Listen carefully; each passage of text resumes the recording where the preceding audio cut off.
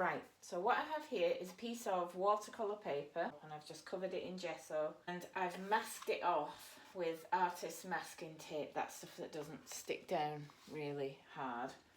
And to make these squares, they're not any set size, I just tried to make them even. And the point of having the masking tape is we're going to let loose on this piece of paper, we're going to paint over the masking tape, and at the end we're going to pull it off and see what we've got. And by doing that, we're not going to be trying to make a painting because we're not going to know what's underneath there, if that makes sense. I'm putting in my lights first. You could start this with a roller. This is a tiny little roller. You could start this with pieces of collage. You could stick on a piece of map or whatever pieces of collage paper you've got. You could start with drawing lines.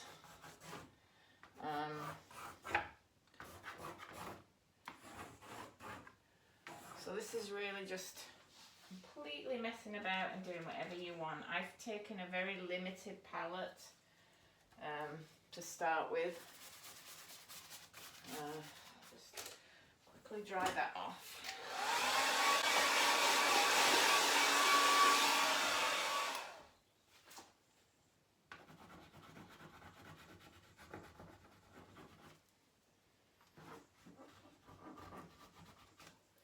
This is an oil pastel. And I have put out a limited palette of paints, which is red, black, yellow ochre and white. And I've also put out this blue phthalo turquoise that I've been using a lot of. And who would have thought from black and yellow ochre that you can make green? And I don't know if that will show up as green in this light, on this camera, but it actually is a nice green colour. I'm trying to think about I'm trying not to think. I'm trying to think about not thinking. I'm trying to think about varying things. I have a tendency to always make the same, I do this, like swooshy thing, which is nice, but not when it's everywhere. So what can I do that's different than that swooshy thing? We all have the set things that we do. They're all different and we all have them, and it's nice that we have them, but what can I do to break it up? So of course something like the roller will break that up. If I go in with the roller, and because the roller's got different colours on it now, it's going to make these really interesting textures. Can do that, that'll break it up, make it a bit more interesting. And I have this, so I'm going to go in with some of this red, which I haven't used yet, and put paint on with that, which makes a completely different kind of mark to a brush. I could go along with that in some places. Different is I could apply paint using a tissue and just apply it, smush it in with a tissue. What would that do? And now I think it's getting all very coloured. So what if I go in and put some much more light in, clean, light, very light grey, and put some light areas back in to these places that are feeling quite dark. There I go with my swoosh again, look. Can't help myself. Just always have to swoosh. You see how nice it looks when I put that white against that red?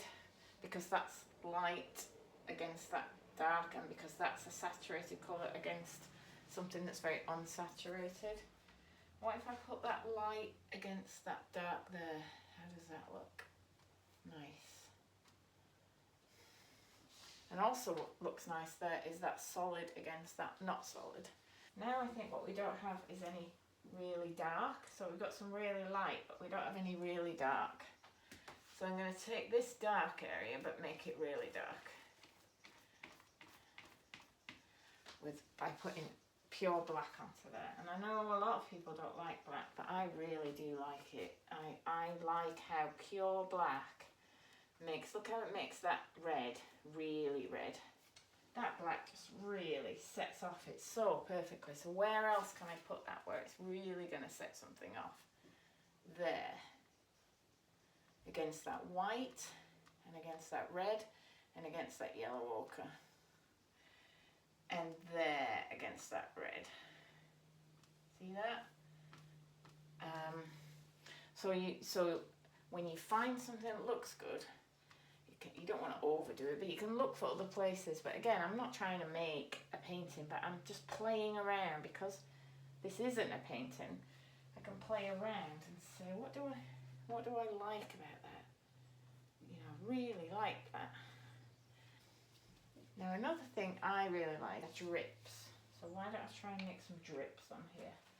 Put it into this light colour, and I just lay it on there, and then I just see what happens, and the paint starts to run down.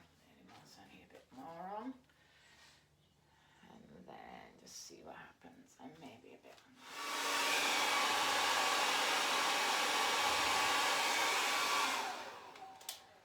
One other thing I've forgotten to do, but I really enjoy doing, is once you've put some layers of paint over other paint, is to scratch through and get back to what was underneath. So I know there's some light under there, so look how nice that looks to scratch through it while it's still wet. And under there, you can take something thicker and pull into it to make some texture. I don't know if that's showing up on there or not, but I'll pull it in like and add in, you know, so I'll pull in across wet paint that you've got and see what happens. That's quite nice. Something happened there when I did that I wouldn't have got if I hadn't tried it. Pulling that over, oh that's nice. Again, because it's not a painting, doesn't matter. So I can try anything. Now what other effects can we get? So one thing I like to do is, this is a piece from one of those mats that you put in the bottom of your sink. So I'm going to dip that in some paints that I like. I'm saying I really like this plum black and red, and we haven't got any of that in yet. And I don't particularly like this, where this light has gone over this. And I think the reason I don't like it is that red's already very textured, and now I've got drips running down it. It's just too much. Whereas here, where the drips are going over the black, I quite like that. But here it's just too much going on. So I'm going to clean that up. And instantly, I feel better about that. I just feel like, now I'm going to leave, I don't mind leaving those bits there. But somehow I just feel better about that, the way it is. Might not like it forever, but I feel better about it for now. There's too much going on there. So that down. And of course, the way I'm doing this, I'm seeing this as one big piece, but actually it's not going to be one big piece. It's going to be lots of small pieces. So it's fooling me again as I think about it. But that's okay, because again, we're just having fun with paint and trying out things. And what will happen as you do this is you might find something you really like. For example, this might not show up, but I'll do a close-up at the end. There's a way the paint, as it dripped down, it's made an effect down here where it's pulled away some other paint, and that is really nice. And it reminds me why I like drips. I generally paint over most of them, but I like them because they leave surprising effects. So it reminds me that when I'm doing the early stages of my paintings, I need to make a lot of drips, because I do usually leave something of them behind in the end. If I go in, I don't like that. It's a very dirty looking area. It's where I had some collage underneath. And put some nice, smoother, more warm creams in. I don't like the thinness of some of this red down here. So I'm going in and putting another layer over top. And I feel like I want some more of that up here, so I'm doing some of that. I want some of that in there, so I'm putting some of that in there. Oh, I'm getting into that now, so I see I'm starting to, because I like it, then I'm doing more of it. Put my clean white over that I don't like. And my warmer yellow ochre. Now, the one thing I think I'd like to do is put in a pot of blue. use too much of it, but it just is a really nice difference to everything else that's here. The red up here for a lighter version, because it's a bit boring down here. There we go. Right, so now we have an absolutely crazy picture. So what we're going to do now is we're going to start removing the tape. But I love, love, love peeling tape off at this part. If you haven't gessoed the paper, this tape tends to pull on, rip the paper. If you've got a couple of coats of gesso on, you should be alright, it won't do that.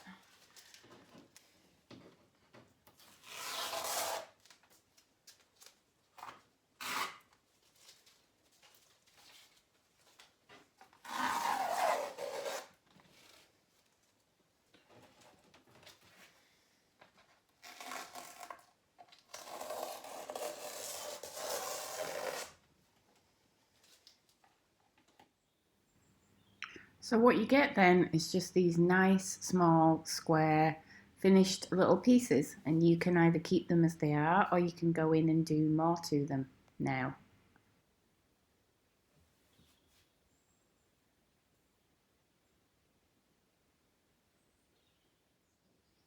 Here's another one. This is one I did just before I went away for the weekend.